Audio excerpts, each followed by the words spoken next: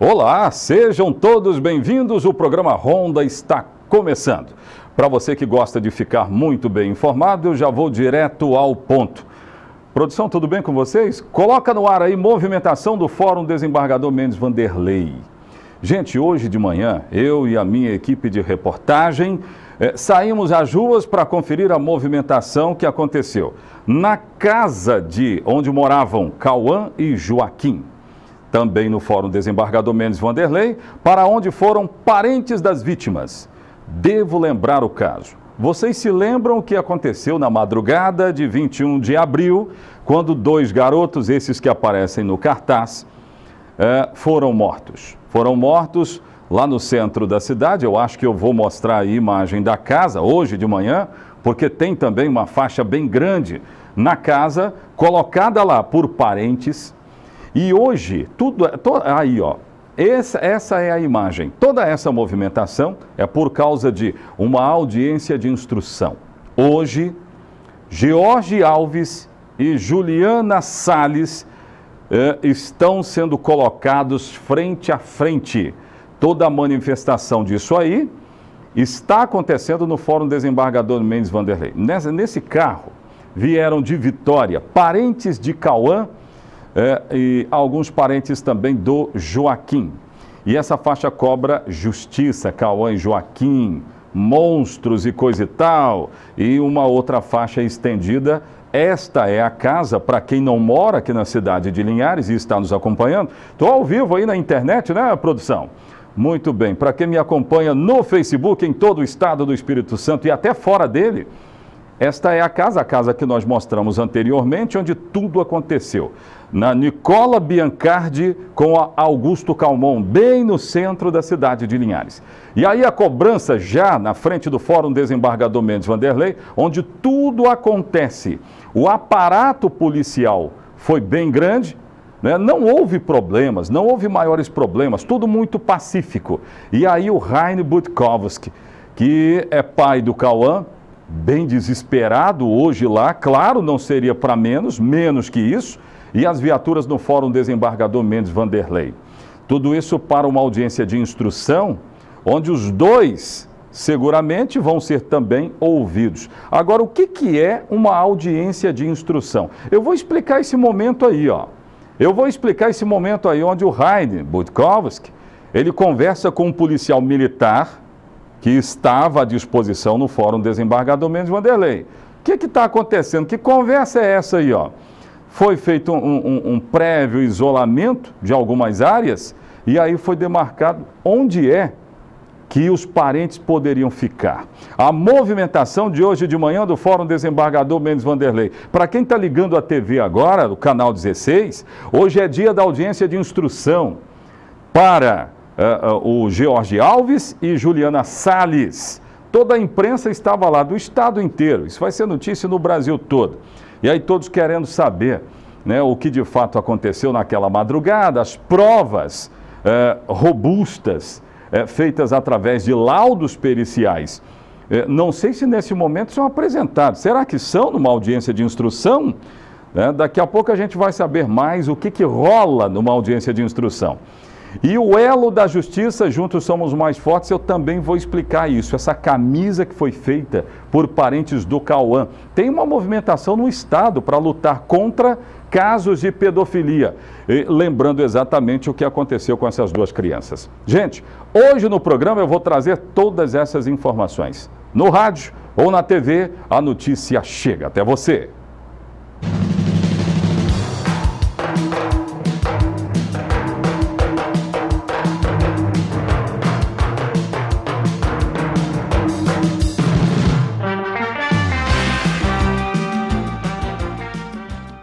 Logo cedo eu encontrei o pai de Cauã, Heine Budkowski, na frente da casa onde a tragédia aconteceu na madrugada de 21 de abril, onde as duas crianças acabaram sendo mortas, queimadas. De acordo com laudos periciais, as crianças foram mortas. Antes disso, foram violentadas, agredidas seriamente. Nós estamos falando da possibilidade de 2 estupros, uma morte muito cruel. E aí eu conversei com o Heine Budkowski e com a mãe da Tainá. Vocês lembram do caso dessa menina, Tainá, lá na Grande Vitória? Tainá também foi morta de uma forma brutal e teria sido violentada. As duas famílias se uniram para pedir justiça. E os dois conversaram com a reportagem do Ronda da Cidade, ainda na frente da casa, na Augusto Calmon, com a Nicola Biancardi. Coloca no ar aí, põe no ar. Espero que eles tomem uma atitude, deixe meu advogado tomar conhecimento do processo, porque nós como família até hoje não tomamos ciência de nada. Ninguém nunca falou nada com a gente tá sofrendo esse tempo todo e ninguém nunca falou nada pra gente, só ficamos sabendo tudo através da mídia. E como o Ministério Público relata que os dois se uniram para ceifar a vida das crianças, em prol de aumentar arrecadações de fiéis, em prol de se promover no meio religioso. Os dois têm culpa no cartório, todas as perícias técnicas, perícias do bombeiro, todas as perícias já afirmam que os dois são pilantras safados, mataram, estruparam, fizeram tudo isso. E esperamos que a justiça seja feita, mas espero primeiro que o juiz e o promotor tomem alguma atitude, porque nós estamos aqui, a gente quer saber o que está acontecendo. Não é só vocês podem saber não, porque vocês podem saber o que aconteceu com meu filho, eu não posso saber o que aconteceu com meu filho. 3 pilantras advogados estão lá e pode participar da audiência, de 2 safados, monstros, e nós não podemos saber, nosso advogado não pode estar lá. O que vocês sabem, o que vocês não podem deixar a gente saber, o que vocês estão escondendo? Nós queremos saber, a sociedade quer saber, estamos revoltados. E esses 2 monstros, onde estão, eles estão bem. A sociedade aqui fora está doida para esganar os dois. Onde eles estão bem. Ô Raine, eu só queria que você me falasse agora o seguinte, partindo um pouco dessa seara, como é que era o seu filho com você? Meu filho era benção, a gente era muito apegado um ao outro. Nosso amor era muito grande. A monstra, a demônia, afastou meu filho de mim. Tirou ele de mim, foi morar em São Paulo por um tempo, depois veio para Linhares, onde eu só podia ver de 15 em 15, às vezes conciliava os feriados, mas meu filho era muito apegado a mim, a gente sempre fazia o máximo possível para estar junto.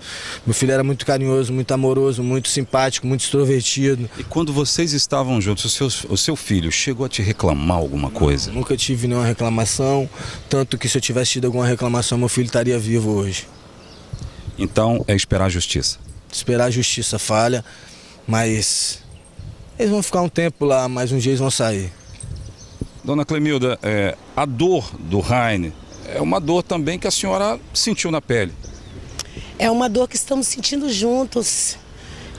Por isso a gente se uniu para tentar ajudar o outro, né? Porque é muito traumático você perder filhos para monstros tão covardes, que é a palavra certa, né? Assim, são covardes.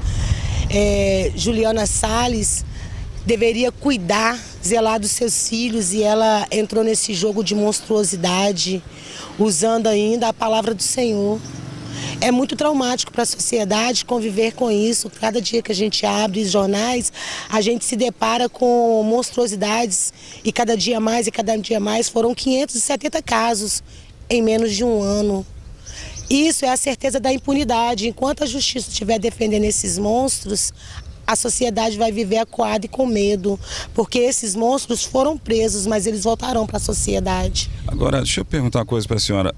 Juridicamente falando, o caso do Raine é um pouco diferente do da senhora, porque no caso da senhora, me parece que o assassino confessou que fez. E no caso dele, ainda há uma batalha judicial, né, para provar culpabilidade. Isso diferencia a situação em termos de dor ou não? Não, e ele ainda não confessou. Ele confessou o caso da primeira menina de 11 anos, da minha filha. Ele ainda não confessou, ele ainda desmente. E o caso muda, não a dor, mas o caso muda porque está envolvendo uma mãe. Uma pessoa que devia cuidar, que devia zelar, que devia dar amor. Está envolvendo uma mãe, se torna mais chocante, mais cruel, sabe? A dor continua a mesma porque nós perdemos e não tem retorno. Toda a sociedade perde com casos assim? Não, aonde tem uma pessoa que ama uma criança, chora e sente a mesma dor que a gente. A sociedade abraçou a minha causa de uma forma muito carinhosa, muito linda. E é difícil conviver, tem um ano do caso que aconteceu com a minha filha, mas eu ainda sinto na pele. Assim como hoje está fazendo 6 meses o caso dos meninos, eles sentem como se fosse hoje. E é muito triste você ver a justiça defendendo. Isso revolta, isso machuca. Se depender da força dos amigos do Rainer, nada vai ficar impune. Os amigos, o Rainer, todos vão cobrar justiça. Não, hoje tem uma sociedade inteira gritando por justiça. As pessoas querem ver justiça porque foram casos traumáticos que chocou a sociedade. Então a sociedade hoje se uniu de certa forma porque queremos respostas. Não podemos continuar na impunidade. Muito bem. Foram desabafos, viu, gente? Desabafos na frente da casa onde tudo aconteceu. Produção, eu quero finalizar esse bloco colocando só a imagem da camisa. Eu não sei se nós vamos conseguir pegar, mas tem uma movimentação em nível de estado envolvendo essas duas famílias para não apenas cobrar justiça, mas lembrar outros casos de pedofilia que crianças podem estar sofrendo no estado inteiro. E aí envolve, primeiramente, os dois casos e as famílias. Nós pegamos aí uma imagem de trás, olha lá, elo da justiça, juntos somos mais fortes. Violência sexual, está lá, Disque Denúncia, tem uma arte toda feita ali, é uma campanha em nível de estado e todos nós precisamos participar. O grande detalhe é que existem investigações em curso. Tem coisa que a gente não sabe, não é? Mas existem investigações em curso para colocar quem comete esse tipo de crime na cadeia. Mas eu entendo também que é uma mobilização da sociedade para orientar, para trazer a todos para a necessidade de cuidar melhor das crianças. É isso aí. Daqui a pouco, quem é que foi arrolado para essa audiência de instrução, hein? Eu vi lá bombeiro, os bombeiros são importantíssimos. A Polícia Civil representada lá, vi investigadores da Polícia Civil. Daqui a pouco a gente vai saindo da casa, nós vamos mostrar a movimentação no Fórum Desembargador Mendes Vanderlei. E aí nós vamos explicar para a sociedade o que é, de fato, uma audiência de instrução. Eu volto daqui a pouco com o programa Ronda da Cidade.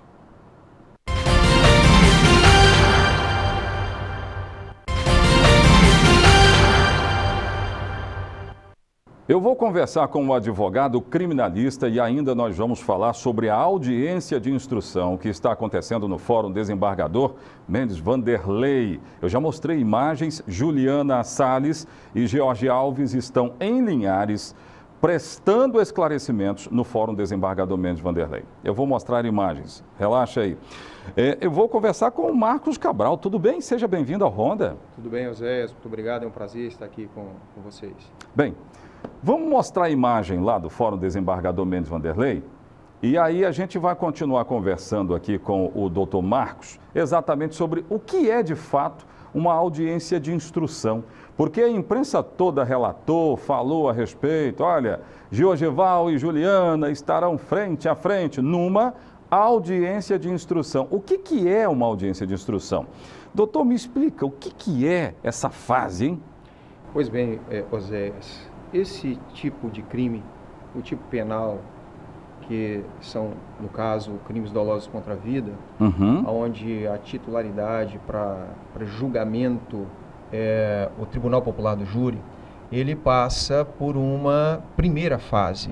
Esta é a primeira fase, que é a parte da instrução, perfeito. Um início de trabalho. Isso, muito porque na realidade, este primeiro momento é onde são colhidas as provas, produzidas as provas, os primeiros requerimentos são feitos, são levantadas as provas que ainda não foram produzidas e também ratificando aquelas que já foram produzidas na fase investigatória também. E a audiência de instrução ela é justamente para isso, para judicializar aquilo que foi levantado na parte inquisitorial. Que é muito bem. Policial. Exatamente é isso que envolve, por exemplo, eu falei aqui e vou mostrar já, chegaram lá Corpo de Bombeiros que atuou, né, na parte pericial. Polícia Civil que atuou na investigação. E devem passar ali os atores disso aí, né, que trabalharam incessantemente desde o dia 21 de abril. Perfeito. Então, você junta isso tudo e chega à conclusão, então, da audiência de instrução. Isso. Na audiência de instrução é onde vai se oportunizar a defesa a produzir o contraditório. O que foi produzido na parte de inquérito, a defesa ela não tem direito, né, de contraditar o que foi produzido, porque a parte investigativa é inquisitorial. Agora, no crivo do contraditório, ampla defesa, que é na parte judicial, é que a defesa irá contraditar as provas, irá produzir as suas provas, né, para que o juízo de convicção do magistrado seja feito, né, para onde ele vai entender se houve ou se há ou não se há ou não a condição do crime que foi capitulado na denúncia de ser submetido ao tribunal do júri ou não, podendo o juiz pronunciar os réus ou impronunciá-los. Para a gente fechar essa entrevista importante, eu vou chamar uma sonora daqui a pouco do Corpo de Bombeiros. Mas muito se diz o seguinte: não, as provas são muito robustas, não há o que entrar em questionamentos, é muito robusto, tal, não sei o quê.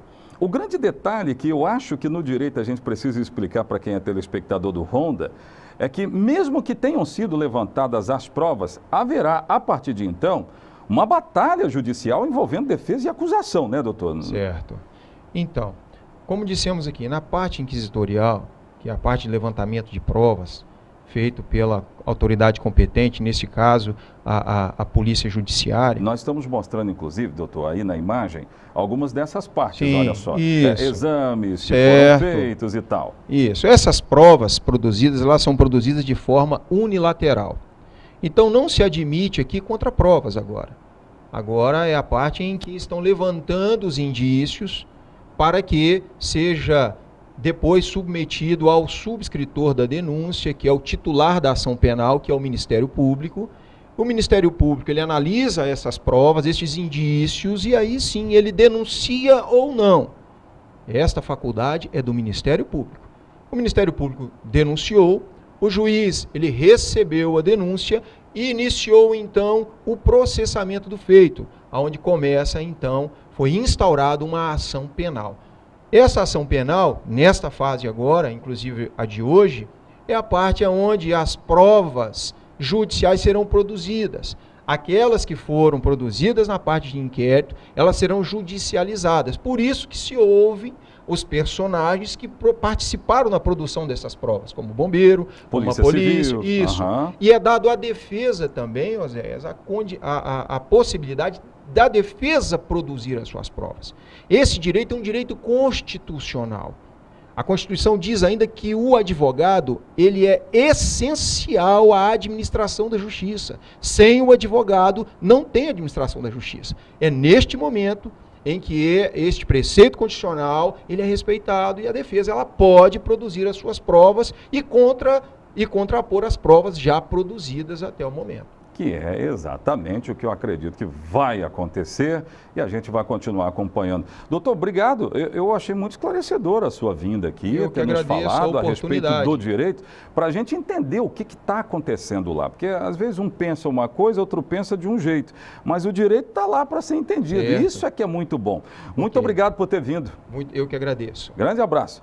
Fica aí que nós vamos chamar agora, o senhor vai ver junto comigo, uma sonora do bombeiro, né? Aliás, o bombeiro, que teve participação fundamental nisso tudo, um dos personagens do Corpo de Bombeiros que participou disso tudo, ele falou um pouco com a imprensa, deu algumas declarações. Veja aí, põe no ar. Não, a minha equipe foi a equipe que atendeu a ocorrência no dia e a gente está atendendo o chamado do juiz para hoje estar aqui às 9 horas, ainda não sabemos o que ele vai querer, né? Qual que era o tamanho dessa equipe, sargento? No dia lá do incêndio que vocês ajudaram a controlar?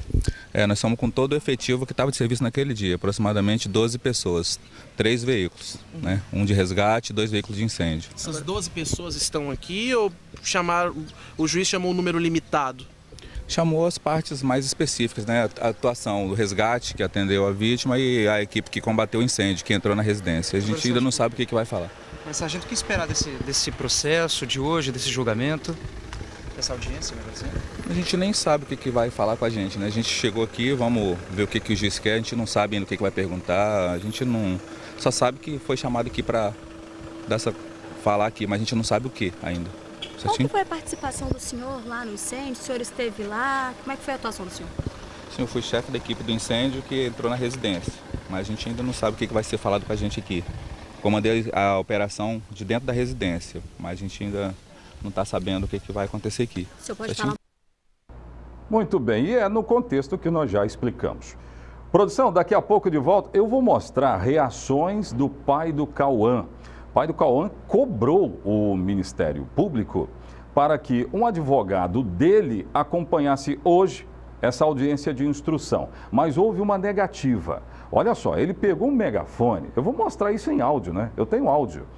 Ele pegou o megafone e começou a cobrar, cadê, eu quero participar. O meu advogado precisa participar. E foi tudo isso e muito mais hoje de manhã no Fórum Desembargador Mendes Vanderlei. Pode voltar aqui para mim. Daqui a pouco eu volto trazendo essas informações no Ronda.